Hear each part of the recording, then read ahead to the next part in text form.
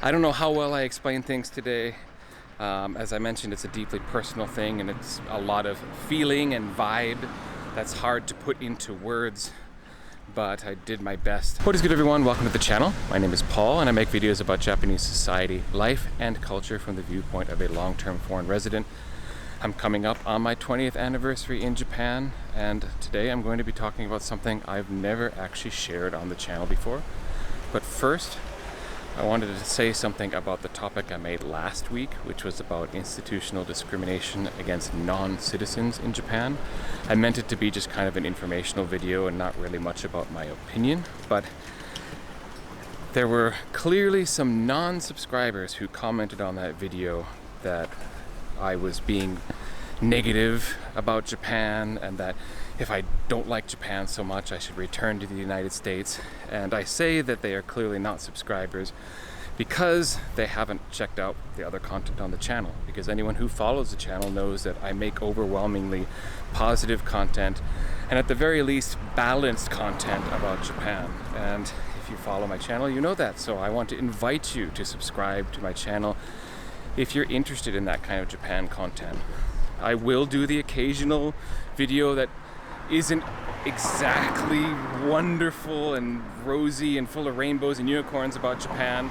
Not everything is positive. Japan's like anywhere else. It's not a perfect place. Nowhere is perfect. So the truth of it is I love Japan, warts and all. And if I really was so negative about Japan, I would have left Japan. Maybe back to the US or maybe on to a new country. So the reason that I am here is because the good far outweighs the bad, and I have never considered this place to be bad enough in any way, shape, or form that I'd want to leave. So today's topic is what made me fall in love with Japan in the first place. Why am I here all these years later? I've never actually told this story on the channel, and that is largely due to the fact that it's a tough story to tell to begin with, because it's not any one thing. It's not something I can just point to and say that's why I fell in love with Japan. It's a multitude of different things, and I'm going to try to break them down in this video today, tell you why I love Japan so much and why I'm here for 20 years and into the future. Okay. The easiest or the most sensible place to start is how I ended up here in Japan in the first place. I came to Japan on an exchange teaching program, and for me, that represented an opportunity to live abroad somewhere. I had been jealous of my friends and classmates in university who got to do studies abroad, and I didn't have that opportunity. So I was looking for some way to live abroad and spend time outside of the US while I was, young, freshly graduated from university. And the Japan Exchange Teaching Program was the ticket over here. So it never was about Japan at all. It was about living abroad somewhere.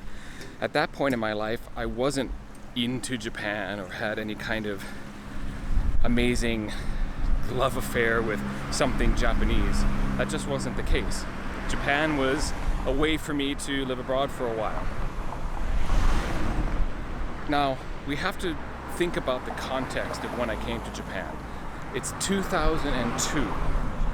So there is very little information at this point on the internet about what Japanese life is like. This is before smartphones. This is before your ability to go on YouTube and watch a video about, 10 things to do in Tokyo, etc., and just see what the city looks like by watching someone's video. Or like watching me walk around a town like this and getting some idea of what Japan is like. I didn't have that option when I first came over, so I honestly had no idea what to expect when I moved to Japan. I didn't know what a Japanese city looked like. I didn't know what Japanese lifestyle was like. I didn't know much of anything. So everything as a result was brand new. It was interesting. It was fascinating. So I first arrive in Tokyo and it's just neon lights, trains, alleyways, stores stacked upon stores stacked upon stores. And it just seemed like a fantasy wonderland at first. But that initial impression of how everything was so different, so unexpected, it held a really strong romance for me. The fact that I came in with my eyes wide open, not knowing anything about the place, and just be overwhelmed with how cool everything was and how interesting all of the sights were and how different everything was. And this feeling of amazement and romance only deepened when I moved out to the countryside. The place I lived for my first 3.5 years or so was Fujiyoshida, Yamanashi, which is the town I'm in right now. It's literally at the foot of Mount Fuji, so having a view of that iconic mountain every day out my window certainly helped with the whole romantic and beauty feel of being in a place so special like this. And it wasn't just Mount Fuji that made the place special, but all of the beautiful green mountains that are all around this place.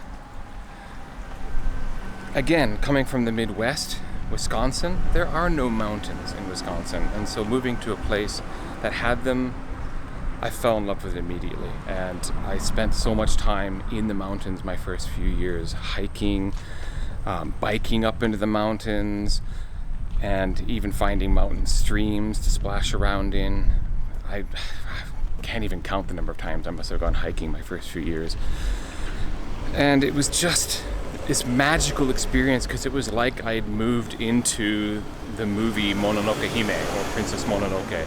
Just the gorgeous Japanese countryside, but yet all of the surroundings are still so different, so exotic, completely unexpected, and it all just served to deepen this feeling of romance with this place because I was always discovering new things and I was always seeing things I didn't expect.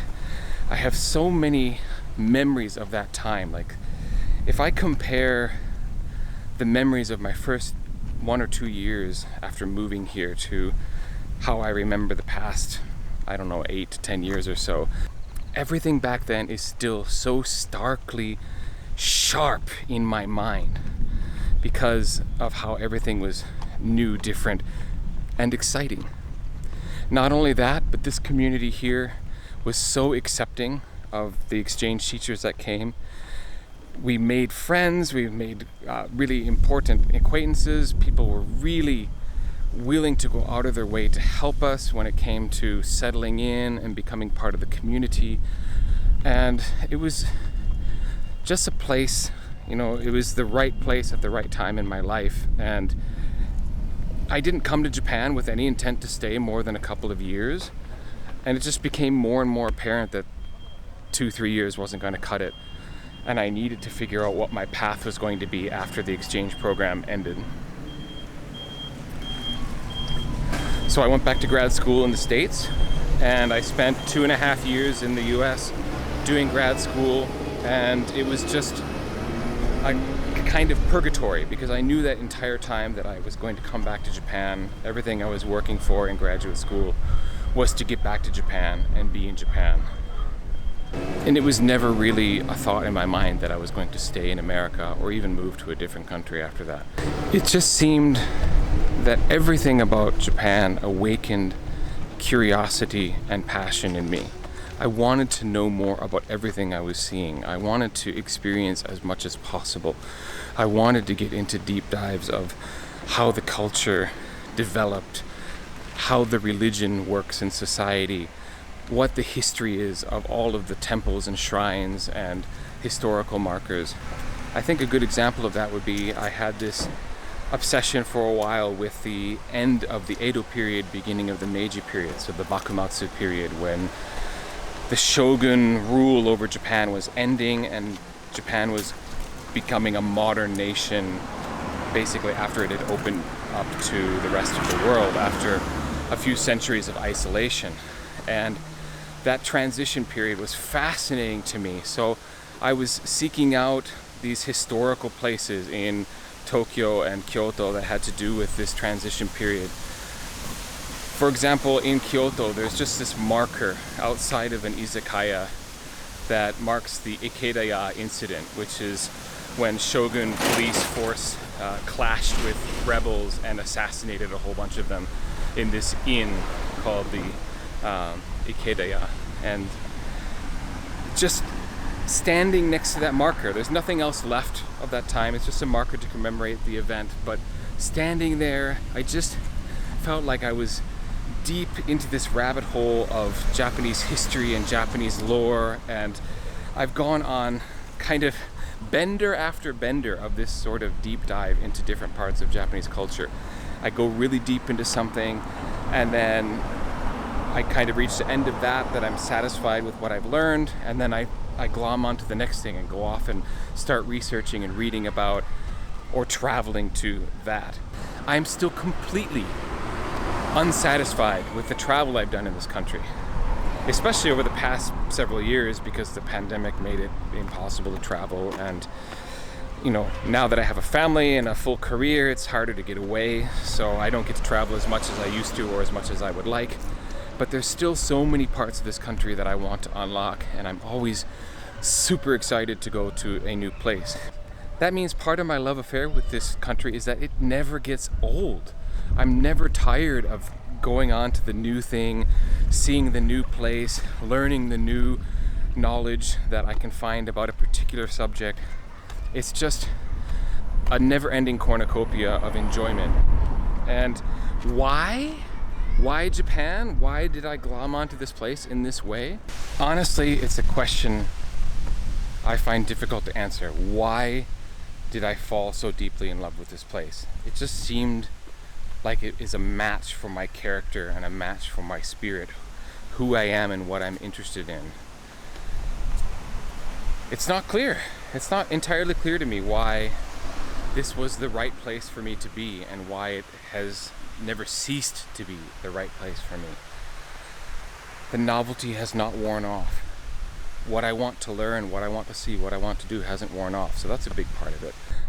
With that said, it's entirely possible I could have moved to a completely different country like Vietnam or the Philippines or China, or even European countries like, I don't know, Poland, Romania, Italy, something like that, and I would have been the same. I would have gotten into this love affair, deep dive in those instances as well. It may not be even about Japan, it just happened to be that Japan is where I ended up, and that ignited this thirst for knowledge and adventurer's soul that's in me, and that it might be the case that if I'd gone anywhere it'd be the same. I don't know. Maybe it is Japan. Maybe this is just a culture for me. In the end, the fact remains that I have a deep respect and love for the Japanese people, the culture that exists here. The history is fascinating.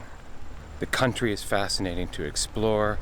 The lore, the legends, if we get into the ghost stories and the yokai, if you get into the folk tales and the art, the music, it's all so just engaging and enriching in a way that I sometimes wonder how it's possible for people to come here and not fall in love with it in the same way. Like, how in the world did people who only were here for a year or two and didn't really like it or didn't really jive with Japan, how that could even happen? Because everything about this place, and as I said before, negatives included, everything about this place just fascinates me. And I mean, when I make a video about discrimination, it's because I'm exploring that topic as well and trying to work out how it reconciles with the rest of my understanding of Japan and Japanese people and Japanese culture. And it's not even necessarily a judgment of negative and positive, it's just me trying to work out my thoughts on everything, which is a lot of what this channel is, if we're being completely honest. So, love at first sight, love that continued, and love that continues still into the future. I never got over the honeymoon period, let's put it that way. I never fell into that deep culture shock that people sometimes talk about or unfortunately experience. That never happened to me. They say 3 months in, you're feeling like everything is too strange and different and you miss home, etc., etc. It never happened. Well, if I'm honest, I haven't always been in the honeymoon stage, but I never dropped into the culture shock stage. So this place has just never ceased to be a good thing. And for that, it was a pretty easy decision in my life to stay here, to try to forge a life here, to make a career, a family, and a full life. So Japan has given me so much, and I hope I've given back to Japan in a few small ways, and will continue to do so. But I love this country, I love being here, and I'm happy that I get a chance in this day and age to share some of that love affair with you. So, okay, I don't know how well I explained things today. As I mentioned, it's a deeply personal thing, and it's a lot of feeling and vibe that's hard to put into words, but I did my best, and I hope you enjoyed it. If you did, please like the video, and again, subscribe if you made it all the way and you still haven't. What are you doing? Come on. And I hope you watch my other content. I drop a new video every week at pretty much the same time, the evening of Friday in the States, or if you're on Japan time, it's Saturday morning. Anyway, thank you so very much for watching this particular video. You can find me on Instagram, same channel name. So I'm X-Chapter here, I'm X-Chapter over there on IG, so follow me there. And I will catch you next week. Have a good one. Peace.